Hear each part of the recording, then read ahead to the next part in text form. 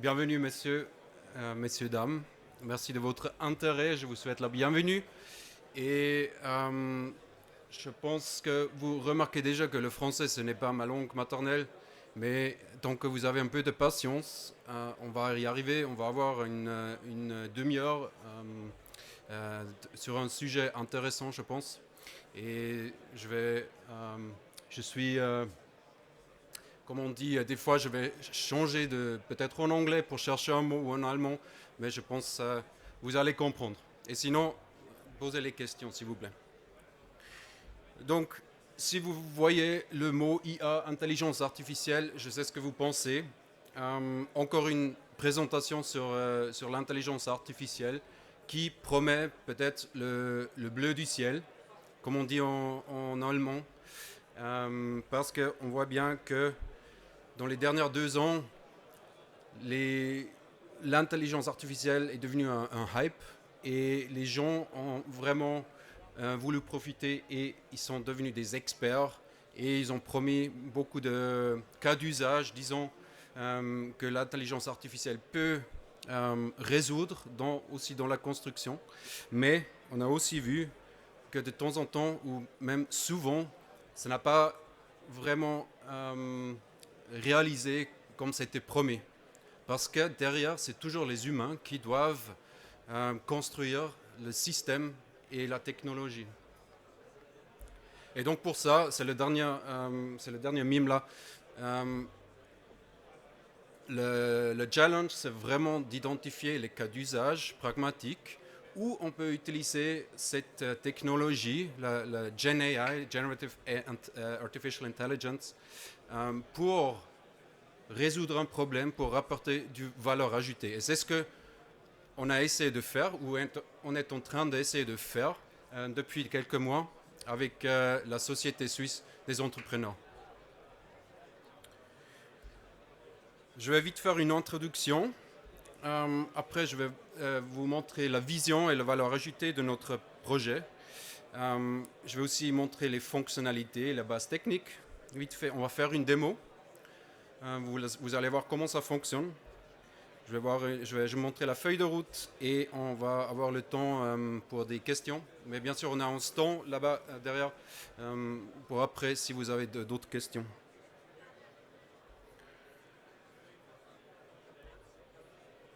Pourquoi a-t-on pris ce chemin? Pourquoi a-t-on essayé de développer cette technologie et de pouvoir en profiter?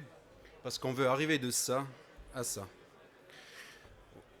Dans le secteur de construction, quand on parle des projets entiers, on a besoin de beaucoup d'informations. Et les informations sont de différentes formes, sont des différentes sources. C'est peut-être en papier, c'est peut-être en PDF, c'est sur un site web. C'est des lois, des ordonnances, des lois sur la sécurité du travail. Ce sont des Gesamtarbeitsverträge, les conventions nationales et encore les normes et de plus en plus. Et donc la vision qu'on a, c'est vraiment de faciliter la recherche des informations concernant un projet de construction. Donc que ce soit pour les maîtres d'ouvrage, pour les planificateurs, pour les réalisateurs, les entreprises de construction. Parce que tout le monde a besoin de beaucoup d'informations similaires aussi. Et l'objectif, c'est un interface, un page web où on peut accéder à toutes les informations, ou la plupart de l'information qu'on nécessite. Et pas seulement accéder les informations, mais poser des questions et recevoir une réponse. C'est ça notre vision.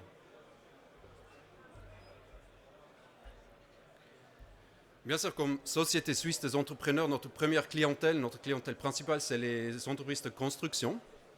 Et là, il y a des différents rôles qui pourraient en profiter. Donc, soit le conducteur de travaux qui a besoin de savoir les réglementations de travaux, le week-end par exemple. On a le contremaître qui pourrait demander des questions. Est-ce que la direction peut exiger mon rapport journalier ou qu'est-ce que je dois faire au niveau de sécurité au travail? On a la direction générale qui pourrait demander que est-ce que je peux réduire les salaires parce qu'on a eu un été pluvieux et les travailleurs ont des heures négatives, ou bien quels sont les profils de qualification au futur de mes employés.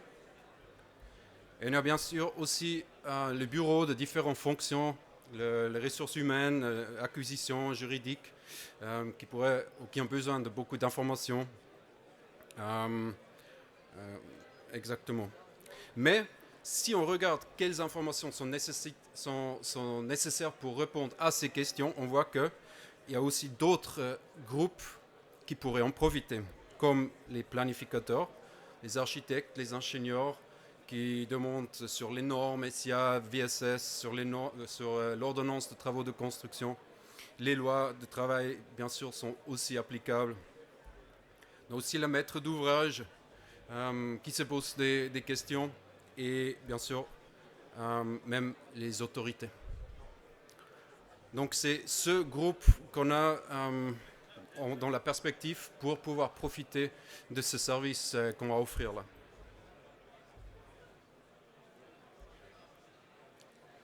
La proposition de valeur donc de notre projet, c'est un système d'experts, un chatbot qui permet un accès rapide et précis aux informations qui sont nécessaires pour la construction. Avec ça, bien sûr, on veut réduire le temps qu'il faut en la recherche d'informations. Et avec tous les projets ou avec tous les produits de GenAI, de la IA générative, on ne peut pas réduire à 100%. On peut réduire peut-être les premiers 60, 70, 80%, et à la fin, il y aura besoin d'input humain. Mais déjà, si on peut réduire de 80% le procès de la recherche d'information, on aura fait une grande valeur ajoutée. Ce qu'on va offrir, c'est un chatbot, comme j'ai dit, multilingue, un one-stop shop. J'ai dit un interface, pas besoin de changer de plateforme ou de site web. Multilingue, ça veut dire, si je pose une question en français, c'est important que le bot, il référence la source en français et qu'il ne traduit pas. Si je pose la question en allemand, il faut avoir la source originale en allemand pour qu'il n'y ait pas d'erreur de traduction. Et le bot, c'est un chatbot vraiment, donc il peut répondre à des questions. Je vais la montrer après. La gestion des données, c'est centralisé, ça c'est très important. Vous connaissez déjà les LLM, les Large Language Models, comme ChatGPT, comme Claude, comme Gemini, maintenant DeepSeek bien sûr. Et vous avez peut-être déjà vu les hallucinations, où le bot il a répondu à une question avec une sûreté, mais quand on valide la réponse, on voit que ce n'est pas vraiment juste. Et c'est parce qu'il accesse toute l'Internet, toute l'histoire de l'Internet, et il aurait pu vu ça sur un site en France, par exemple, il y a des années, et pris ça dans sa réponse. Donc nous, ce qu'on dit au système, c'est vraiment, tu utilises le power, le pouvoir de la LLM, on utilise le ChatGPT, mais il peut seulement accéder les données qu'on lui donne, et pas tout ce qu'il y a sur l'Internet. Et avec ça, bien sûr, la promesse, c'est aussi que les données sont toujours actuelles. Ça, c'est encore un procès plus ou moins manuel, mais c'est quelque chose qu'on doit offrir comme SSE, bien sûr. Et ce qui est aussi important, c'est qu'on peut donner des réponses, mais on peut aussi donner les références. Ça veut dire, si la réponse est assez courte, parce que c'est le but d'avoir la réponse claire, mais il doit y avoir la référence d'où vient cette réponse, et on peut lire peut-être un peu les paragraphes avant ou après. Voilà, c'est notre proposition de valeur. Comment ça fonctionne? Vite fait, la base technique, juste 1 minute. Ce qu'on fait en fait, c'est une combinaison de 2 systèmes. C'est un LLM, un Large Language Model, un chatbot IA, comme ChatGPT. Et c'est un RAG, Retrieval Augmented Generation. On fait une combinaison de ces deux systèmes pour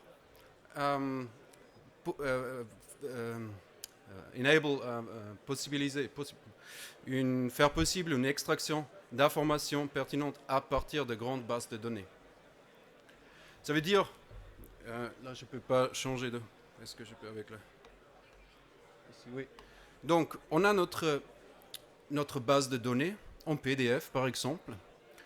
On fait un chunking, on les traduit en langue machine et on a maintenant une database, une base de données vectorisée avec toutes nos informations. Maintenant, l'utilisateur, il pose une question.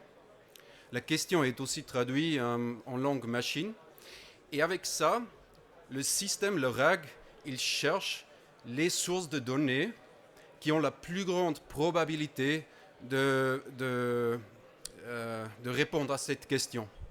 C'est un système probabilitaire. Je ne sais pas si on dit ça.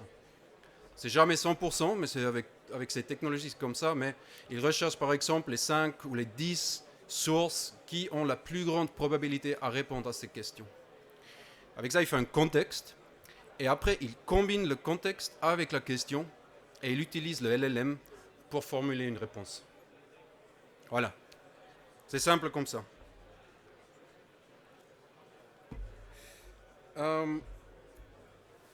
Au niveau de fonctionnalité, avant qu'on va aller dans la démo,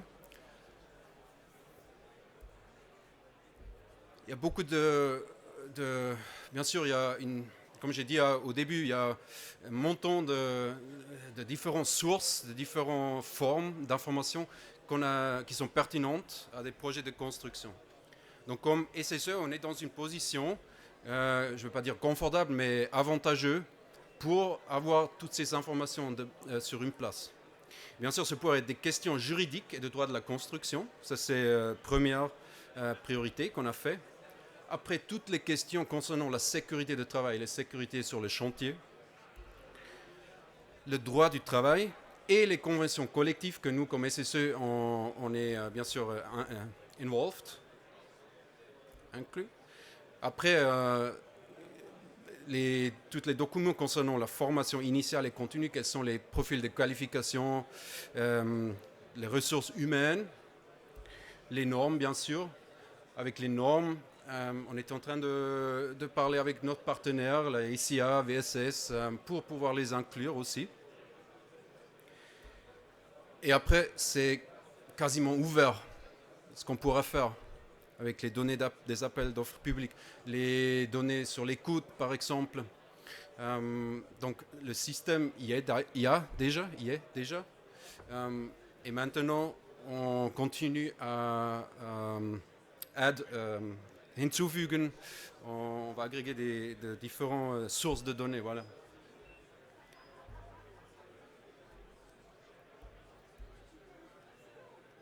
Pour vous montrer comment ça fonctionne, j'ai créé ou j'ai identifié un cas d'usage concernant la sécurité de travail sur le chantier. On va voir qu'est-ce qui se passe avec une chute d'une échelle. Donc on a un ouvrier qui est tombé d'une échelle et l'échelle était non sécurisée. Le contremaître ou le chef de travaux, premièrement, il se demande qu'est-ce que je dois faire maintenant. Quelles sont les mesures immédiates que je dois prendre. Après, la question vient, qui est responsable pour cette échelle non sécurisée? Et est-ce qu'il y aura des conséquences pour cette personne, si on peut la identifier? Et à la fin, quelles mesures doivent être mises en place pour éviter des accidents comme ça dans le futur? Donc on va voir comment le bot il répond à ces questions et comment il peut résoudre ce cas d'usage.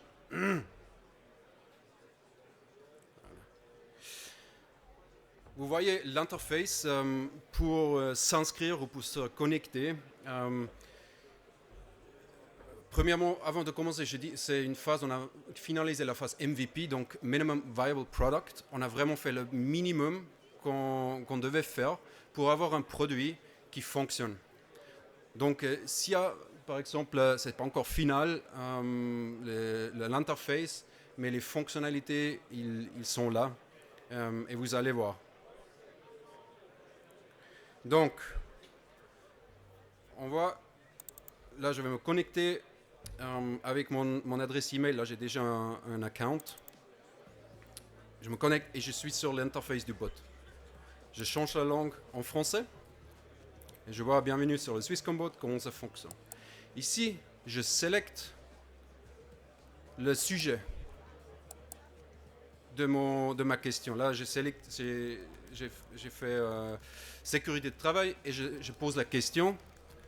Qu'est-ce qu'il faut faire? Un ouvrier vient de tomber d'une échelle non sécurisée sur le chantier, il s'est blessé.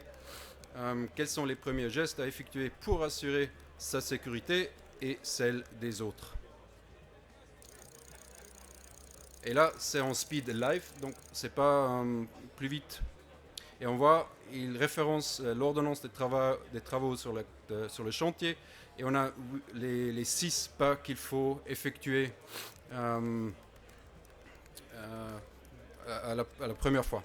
Après, je pose la question que l'accident a été causé par une échelle mal fixée ou non conforme aux normes de sécurité. Et je demande qui porte la responsabilité dans ce cas.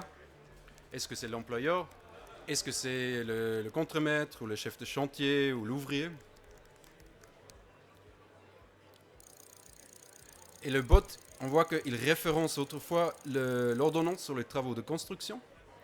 Il liste les différentes responsabilités de l'employeur, la responsabilité du chef de chantier et de l'ouvrier.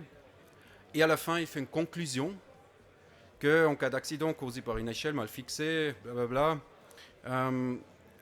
principalement à l'employeur et par extension au chef de chantier. Ce n'est pas tout à fait clair, bien sûr, parce que c'est une question légale qui est un peu compliquée.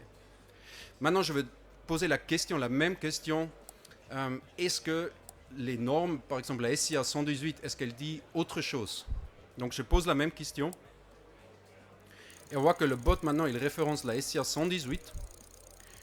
Et il fait la même réponse, basically.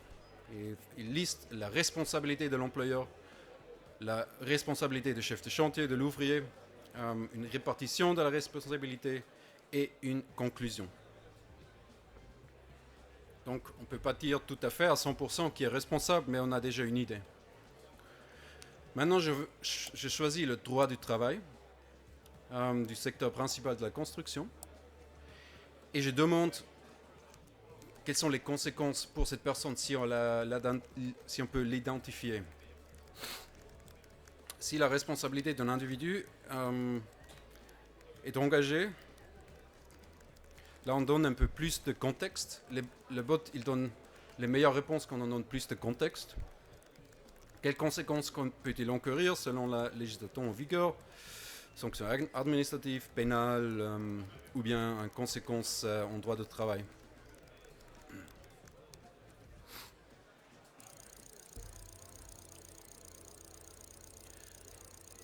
Et là, on a une réponse où il liste les différents types de sanctions, pénales, administratives, conséquences en droit du travail, les références légales, donc la loi sur le travail et le code pénal suisse. Et il donne aussi une conclusion que les conséquences de la responsabilité engagée peuvent varier, bien sûr, en fonction de la gravité et tout ça. Et maintenant, on va demander, est-ce qu'il y a dans la Convention nationale, est-ce qu'il y a quelque chose de plus spécifique? On demande, que dit la CN à ce sujet? Et il donne un peu plus de détails, mais bien sûr, on sait que la Convention nationale référence les lois de travail elles-mêmes, donc c'est plus ou moins le même contenu. On a des sanctions, des conséquences, sanctions disciplinaires, la référence spécifique dans la Convention nationale et une conclusion. Voilà.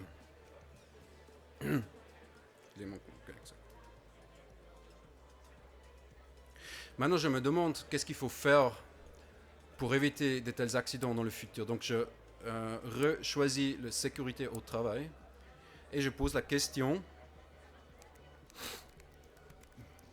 quelles sont les mesures immédiates, non pas les immédiates, quels sont les règlements et recommandations en matière de sécurité pour prévenir les chutes de hauteur sur un chantier? Et quelles obligations doivent être respectées?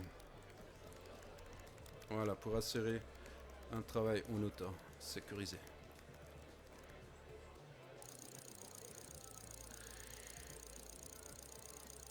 Donc, voilà, une réponse très très longue.